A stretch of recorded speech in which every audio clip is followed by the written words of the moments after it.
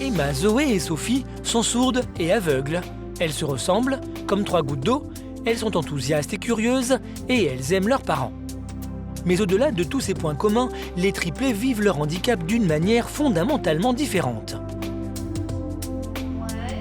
Sophie est la moins touchée. D'un point de vue médical, elle est considérée comme aveugle et sourde, mais elle arrive à distinguer les formes et certains sons. Elle a une vue très basse, mais elle s'en sort très bien malgré tout. Elle est hilarante. Elle a un grand sens de l'humour. Elle rigole tout le temps.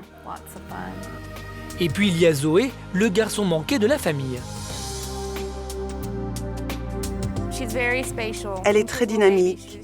Quand elle était bébé, elle n'arrêtait pas de se retourner dans son berceau pour tester ses limites. Elle faisait des roulés-boulés. Elle adore grimper ou se jeter dans la boue. Enfin, voilà Emma, la plus coquette des trois, la plus capricieuse aussi. Emma, c'est notre petite princesse. Quand elle rit, tout le monde rit avec elle. Mais quand elle pleure, on a juste envie de se pendre. Elle communique ses émotions à tout le monde. Depuis 8 ans, leur mère se bat au quotidien. Élever un enfant sourd et aveugle demande beaucoup d'énergie. Mais 3, c'est un travail à plein temps. Chaque jour que je passe avec mes filles me remplit de joie. Mais avoir des enfants handicapés, c'est un peu comme si j'apprenais tous les jours que la météo prévoit un ciel ensoleillé, mais qu'en sortant, il pleut et que je n'ai pas de parapluie. J'ai du mal à profiter du soleil parce que je sais que d'une minute à l'autre, tout peut changer et je peux avoir une surprise. Des surprises, Lise en a eu dès le début de sa grossesse. À la première échographie d'abord, elle apprend qu'elle a des triplés au moment où son mari la quitte. La jeune femme se prépare à élever ses enfants seule, mais 3 mois avant son terme, nouveau coup de théâtre, elle doit accoucher en catastrophe de 3 prématurés. Elle attend pendant plusieurs longues semaines avant de pouvoir tenir ses filles dans les bras. Le jour du retour à la maison, c'était le plus beau jour de ma vie. J'étais juste heureuse de sortir de l'hôpital avec elle. Mais le bonheur ne dure que quelques jours. Lise s'en rend compte presque tout de suite. Sa fille Emma a un problème. J'avais l'impression qu'elle ne voyait rien. Mais les médecins me disaient qu'elle n'avait pas de problème de vue. Alors je suis allée voir un autre spécialiste et lui m'a dit qu'Emma était aveugle. Ensuite, il a vu Zoé et il s'est rendu compte que Zoé aussi était aveugle. Lise se rend à l'évidence, ses filles sont aveugles, mais les problèmes ne s'arrêtent pas là. Au fil des mois, elles deviennent aussi sourdes et commencent à se replier sur elles-mêmes. Seule, isolée, perdue, la jeune mère divorcée ne s'en sort plus. Elle est sur le point de craquer. Quand elle fait une rencontre qui va tout changer. Georges entre dans sa vie comme par miracle. Je pense que Georges m'a sauvé la vie. Georges est en fait le premier petit ami de Lise. Même s'ils ne se sont pas revus depuis des années, ils retombent amoureux immédiatement. Et malgré la situation difficile, Georges fait une promesse courageuse. Un jour, il m'a dit « Je vais aimer ces enfants, je vais t'aider ». Et c'est exactement ce qu'il a fait. Il est venu à mes côtés et depuis, tout ce que je fais avec mes filles, il le fait avec nous. Aujourd'hui, les triplés ont 8 ans et comme toutes les filles de leur âge, elles sont capables de jouer et de rire. Pour le reste, elles apprennent petit à petit. Mais leurs parents sont optimistes. Emma, Sophie et Zoé sont mes 3 amours.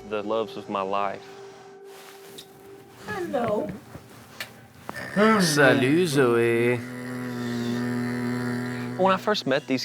La première fois que je les ai rencontrés, quand Lise m'a expliqué tout ce qu'elles devaient affronter, je me suis dit que je ne pouvais pas les laisser tomber. Mon principal souci aujourd'hui, c'est de donner le meilleur à mes filles. Elles sont tellement curieuses, elles veulent connaître tellement de choses. Je suis convaincu qu'elles ont un avenir extraordinaire.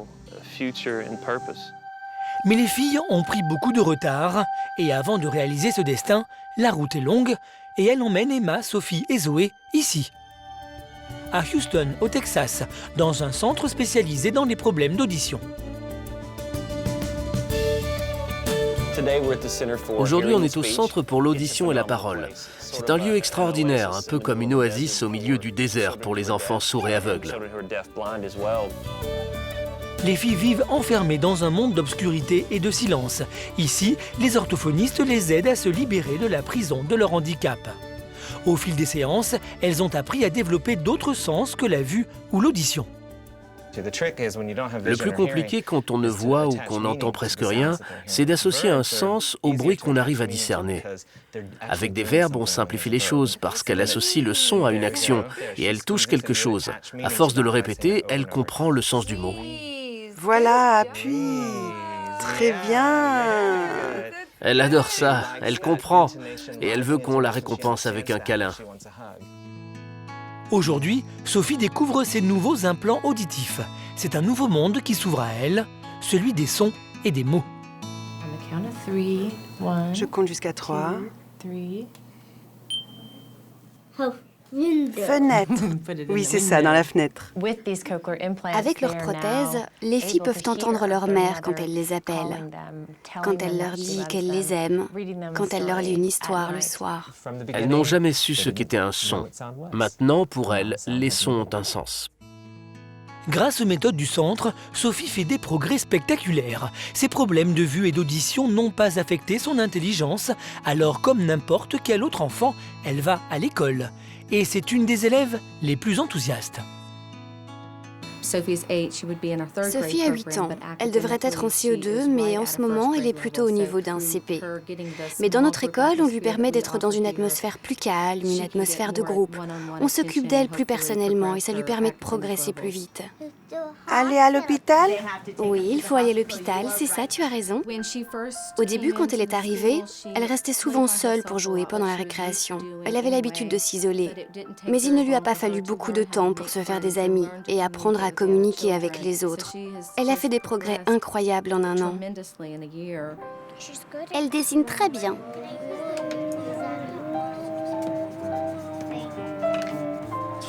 Elle sait écouter les autres aussi.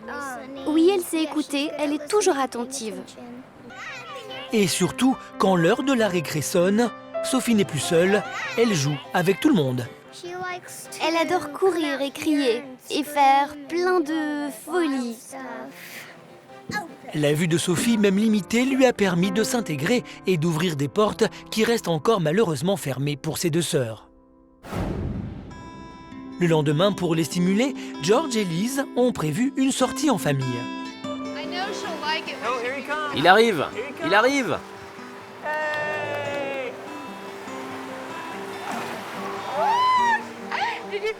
Tu as touché le poisson? Dans un zoo, les triplés n'ont pas besoin de voir, elles peuvent toucher, sentir des sensations et des émotions nouvelles, souvent bouleversantes. Maintenant qu'elle a caressé le cheval, Emma a besoin de s'isoler pour repenser à ce qu'elle vient de vivre et pour analyser tout ça. Les jeunes parents en sont convaincus, c'est seulement en développant ses sens, le toucher et l'odorat, que leurs filles apprendront à apprécier le monde qui les entoure. Être dans une salle de classe et toucher des coquillages ou lire une histoire qui parle de poissons, ça ne leur sert à rien. Ce n'est pas comme ça qu'elles vont comprendre. Elles ont besoin d'être sur la plage, de ramasser les coquillages, de savoir d'où ils viennent, parce qu'elles ne savent pas à quoi ça ressemble. Et ces efforts ont payé. Aujourd'hui, les triplés n'ont plus peur de rien. Bien au contraire, elles sont plus curieuses que jamais. Pour aider ses filles à trouver leur place dans le monde, Liz est prête à tous les sacrifices. Elle a mis de côté sa carrière de productrice audiovisuelle pour se concentrer à 100% sur leur éducation. Aujourd'hui, elle prépare un nouveau voyage. Je fais nos bagages, on part en voyage à Dallas. Et on va en profiter pour aller chercher les nouvelles prothèses oculaires d'Emma. On ne reste pas longtemps, mais je suis obligée de prévoir 4 fois plus de bagages, parce que les filles sont un peu désordonnées. Lors de longs voyages en voiture, Emma, Zoé et Sophie ne comprennent pas où elles sont, pourquoi elles partent, où elles vont. Tous ces déplacements sont déstabilisants, alors les parents font ce qu'ils peuvent pour les aider à supporter le périple. On essaie de tout prévoir, de faire en sorte d'avoir assez de gâteaux pour tout le voyage, assez de boissons, assez de jouets pour qu'elles s'occupent. Les filles adorent la musique. Même quand elles ne portent pas leurs prothèses, elles peuvent entendre les vibrations et le son des percussions. Elles adorent ça. Malgré tous ces efforts, les parents ne peuvent pas éviter certains désagréments. Les filles n'ont aucune notion du temps et parfois, c'est un peu fatigant, surtout le soir. Ça va être une nuit mouvementée. Étant donné qu'elles sont sourdes et aveugles, elles ne font pas la différence entre le jour et la nuit. Et il leur arrive de rester debout toute la nuit ou de dormir toute la nuit. Ça dépend. Après une nuit agitée, Liz part avec Emma pour chercher les nouvelles prothèses oculaires de sa fille. Emma ne comprend pas vraiment à quoi ça sert, mais elle a appris à supporter la procédure. Ces prothèses ne lui font pas mal, mais elle pleure et elle se plaint un peu quand on lui met, parce qu'évidemment, personne n'aime se prendre un doigt dans l'œil. Heureusement, Randy, son oculiste, est très doux et il sait la calmer. Randy Tronick est un des meilleurs oculistes au monde. C'est lui qui suit l'évolution d'Emma depuis son plus jeune âge. Elle a de très beaux cils, de très belles paupières. Mais le problème, c'est ses yeux. Je ne pense pas qu'ils soient assez grands pour aider son visage à se développer normalement. Mais grâce à la prothèse, on fait croire à son corps que ses yeux sont plus grands. Et ça permet à son visage de se développer normalement. C'est un peu ça, notre objectif. Voici les nouveaux yeux d'Emma. Ils ont la même couleur que ceux de sa mère, un bleu azur pur. Pour la première fois, le regard d'Emma semble ouvert sur le monde extérieur. Liz en est convaincue, c'est grâce à ce genre de détails que sa fille réussira à s'intégrer. Quand elle porte ses prothèses, les gens viennent plus facilement vers elle. Ils lui parlent, ils lui disent qu'elle est belle. Et quand elle ne les a pas, les gens ont tendance à l'éviter, à s'écarter d'elle. J'ai remarqué que souvent, les autres mamans emmènent leurs enfants le plus loin possible de mes filles, comme si elles étaient contagieuses. Mais bon, maintenant, j'ai tellement l'habitude que quand je sens que tout ça me fragilise, je préfère rester chez moi. Alors quand tous ces problèmes paraissent insurmontables, George et Liz demandent de l'aide à des intervenants extérieurs. Aujourd'hui, George et Emma vont accueillir une spécialiste de la communication avec les enfants sourds et muets qui vient bénévolement aider la petite fille. Elle est déjà venue, elle connaît bien Emma, elles ont déjà travaillé ensemble. Donc, j'espère que pendant son séjour ici, on va réussir à établir de nouveaux objectifs. On va voir, en tout cas, on est très enthousiastes. Emma et la jeune femme ne se sont pas retrouvées depuis plus de 6 mois, mais la petite fille n'a pas besoin de la voir ou de l'entendre pour la reconnaître. C'est comme si elle ne s'était jamais quittée.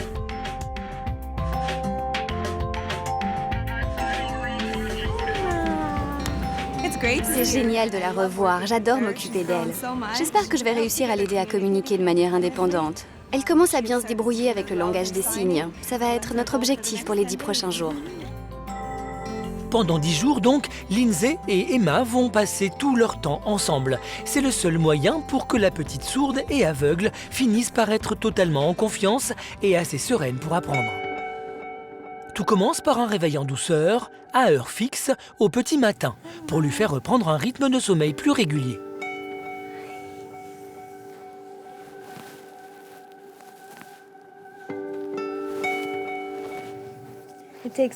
Emma met du temps à se réveiller.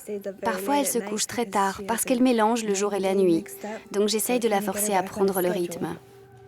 Malgré son air angélique, Lindsay est très stricte.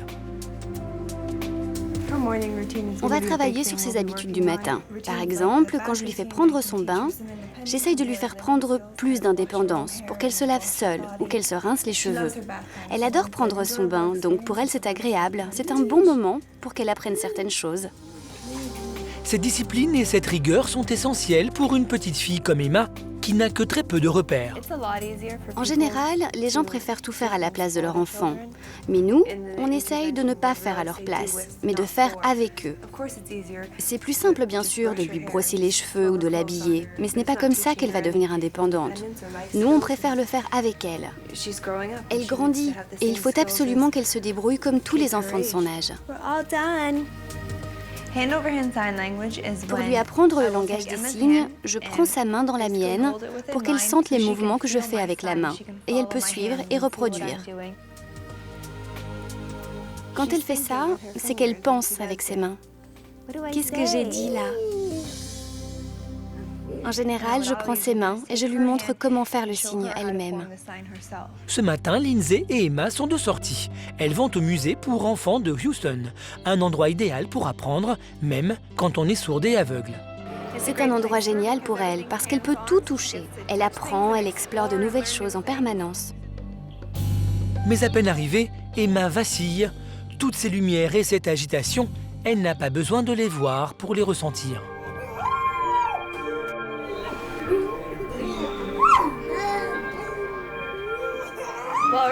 Là, elle a changé d'humeur. Elle est stressée et elle ne sait plus où elle est. Et puis surtout, elle a faim. Donc en ce moment, elle est en train de nous faire une petite crise. Ce genre de crise peut être frustrant pour Lindsay. Pourtant, au lieu de s'énerver, elle a appris à attendre calmement qu'Emma s'habitue à son nouvel environnement. Parfois, c'est vrai, j'ai un peu l'impression d'avoir du mal à communiquer avec les enfants, parce que tout est beaucoup plus lent. On parle du temps pour sourds et aveugles, donc il faut être patient, avancer lentement, et elle progresse beaucoup si on lui laisse le temps de s'adapter à tout ça. Et lentement mais sûrement, Emma fait des progrès.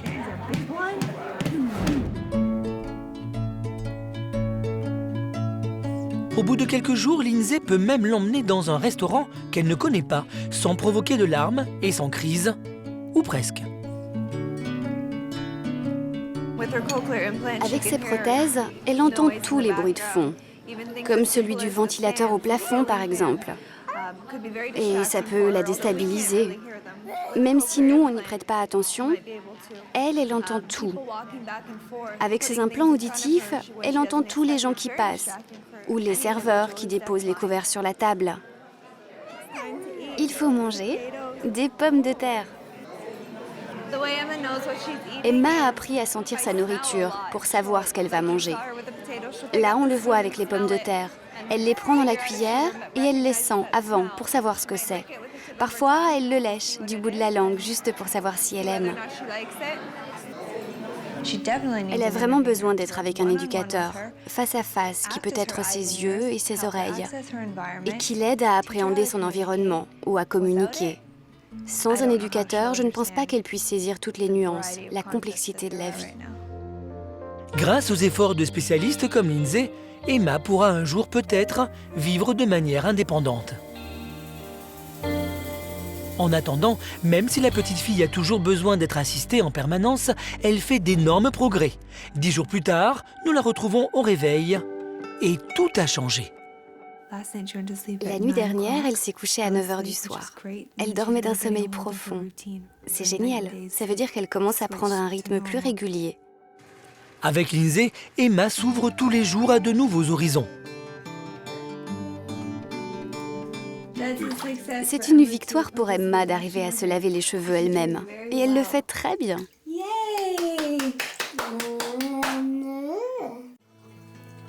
Avant l'arrivée de Lindsay, Emma était incapable de trouver ses vêtements. Maintenant, elle arrive à s'habiller presque seule. Depuis que je travaille avec Emma, elle a vraiment changé. Elle a l'air plus heureuse. Elle a beaucoup plus confiance en elle, en particulier quand elle essaye de communiquer avec le langage des signes. Tu peux te brosser les cheveux? Pour n'importe quel enfant, c'est normal de faire ça. Mais pour un enfant sourd et aveugle, ce sont des étapes importantes pour l'aider à gagner plus d'indépendance. Elle a appris tellement vite et elle se débrouille tellement bien, c'est formidable.